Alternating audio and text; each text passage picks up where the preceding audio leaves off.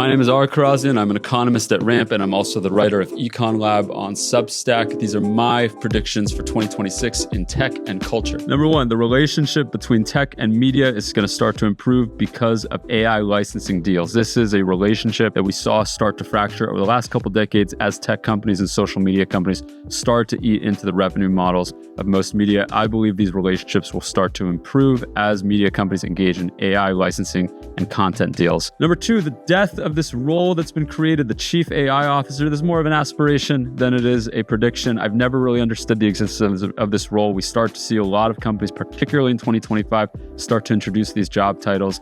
I never really understood the point. We wouldn't have had a chief internet officer in the .com era. If the idea is that it's someone who's in charge of procurement, you should probably leave that job to the procurement organization. If the idea is for someone to be in charge of technological development, then that should be done under the CTO's organization. Please, companies need to pull back from this effort. Number three, big banks will start to walk back their Bitcoin experiments. I think stablecoins over the last year have shown their commercial applications and been able to replace much of the initial hype that Bitcoin was able to occupy. We're going to start to see big banks walk back some of their Bitcoin experiments, shift their resources over to stablecoins if they have not already. Number four is light-wash jeans are out. A lot of tech guys like to wear light-wash jeans. These should never have been in the arsenal of any adult man. This is my only cultural prediction. Dark wash or medium wash in the future. And number five, customer service jobs are going to be the most immediately affected by AI and automation. In 2026, we're going to see a significant decline in the number of Americans working in these roles. I project that it will fall below 2020 levels. I believe that it fell in 2025. Those numbers are not confirmed yet by the BLS, and that it will fall further in 2026. This is my only testable theory,